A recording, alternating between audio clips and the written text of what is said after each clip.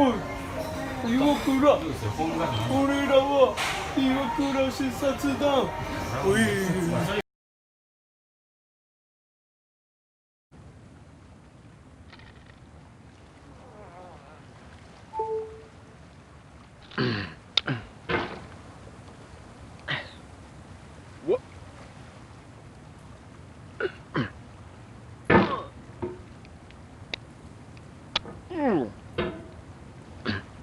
There's no feeling more intense than starting over.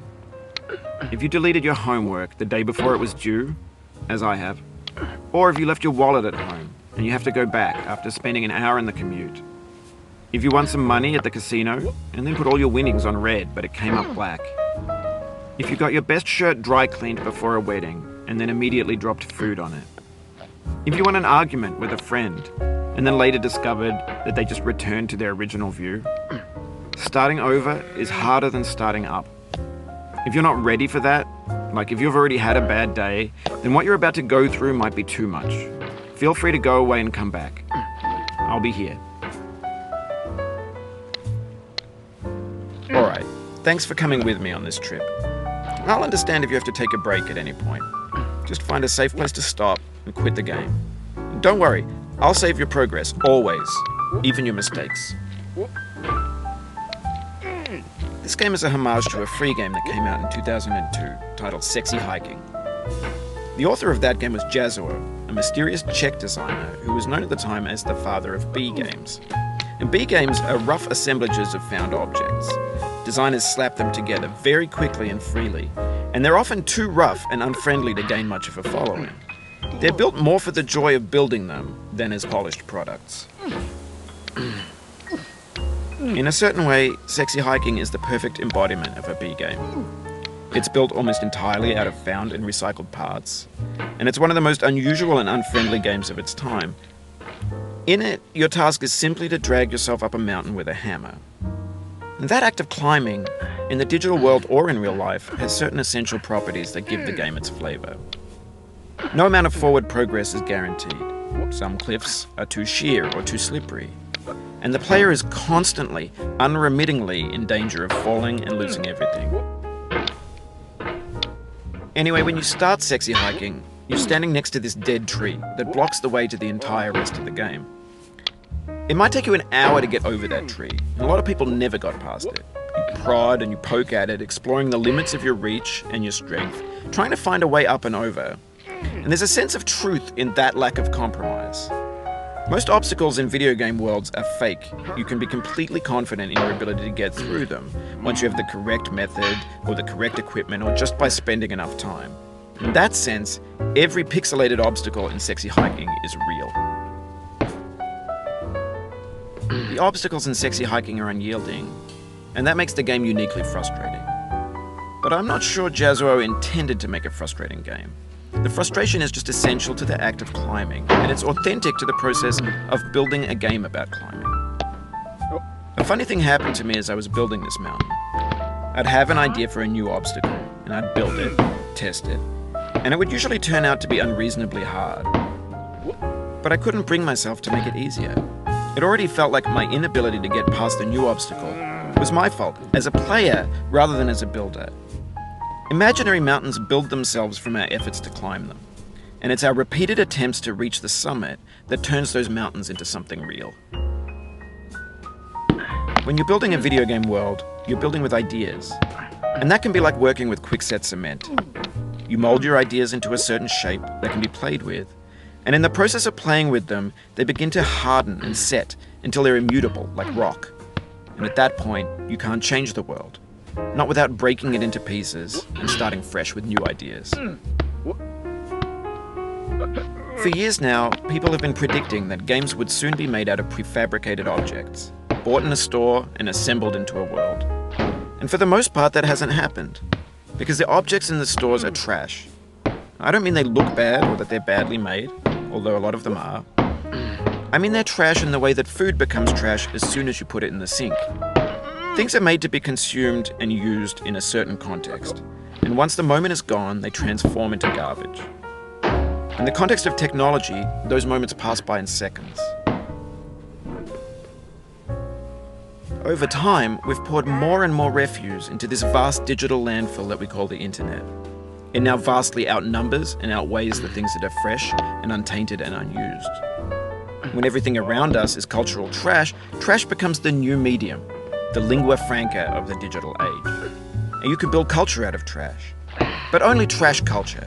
Be games, be movies, be music, be philosophy. Maybe this is what digital culture is. A monstrous mountain of trash, the ash heap of creativity's fountain. A landfill with everything we ever thought of in it. Grand, infinite, and unsorted. There's 3D models of breakfast, Gen X's fanfic novels, Scan magazines, green screen Shia LaBeouf, banned snuff scenes on LiveLeak. Facebook's got lifelike bots with unbranded adverts and candid shots of Kanye and Taylor Swift mashups, car crash epic failed GIFs, Russian dashcam vids, discussions of McRibs, discarded, forgotten, unrecycled, muddled, rotten, untitled. Everything's fresh for about 6 seconds, until some newer thing beckons, and we hit refresh. And there's years of persevering, disappearing into the pile, out of style, out of sight. In this context, it's tempting to make friendly content that's gentle, that lets you churn through it but not earn it. Why make something demanding if it just gets piled up in the landfill, filed in with the bland things? When games were new, they wanted a lot from you. Daunting you, taunting you, resetting and delaying you. Players played stoically. Now everyone's turned off by that. They want to burn through it quickly. A quick fix for the fickle. Some tricks for the clicks of the feckless. No. But that's not you. You're an acrobat. You could swallow a baseball bat. Now I know, most likely you're watching this on YouTube or Twitch, while some dude with 10 million views does it for you. Like a baby bird being fed chewed up food. That's culture too.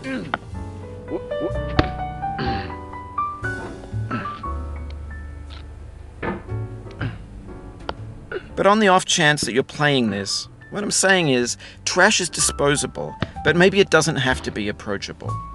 What's the feeling like? Are you stressed? I guess you don't hate it if you got this far. Feeling frustrated?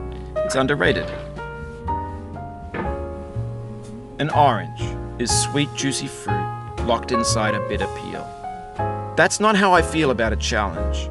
I only want the bitterness. It's coffee. It's grapefruit. It's licorice.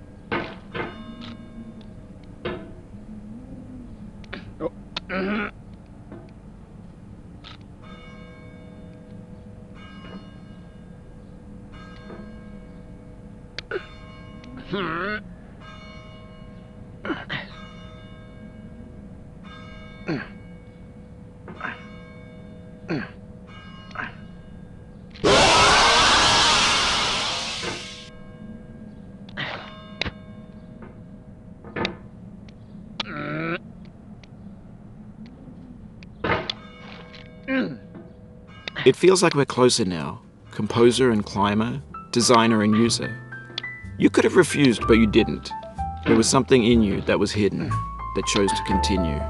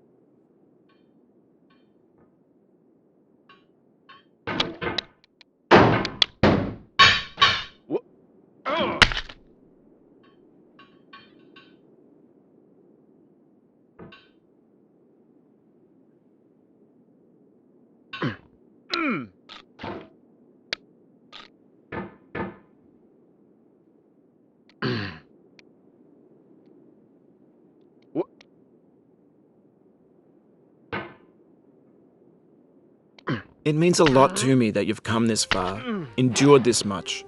Every wisecrack, every insensitivity, every setback you've forgiven me is a kingly gift that you've given me.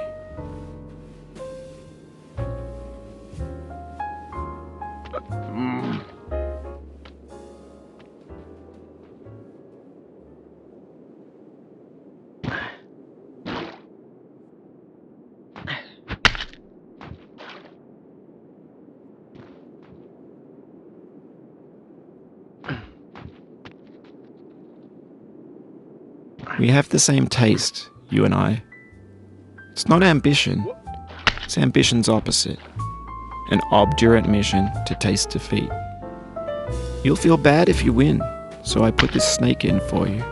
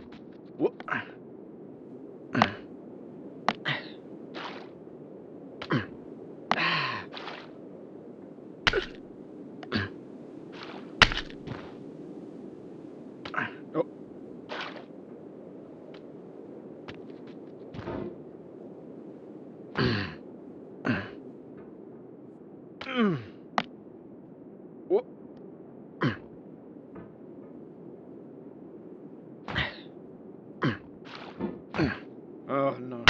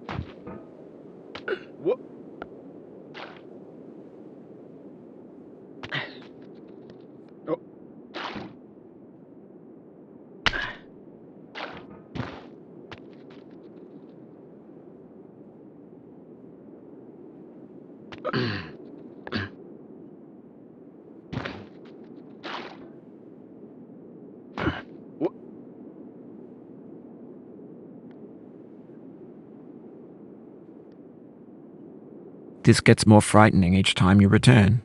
Knuckles whitening, stomach tightening, once bitten, so many times burned.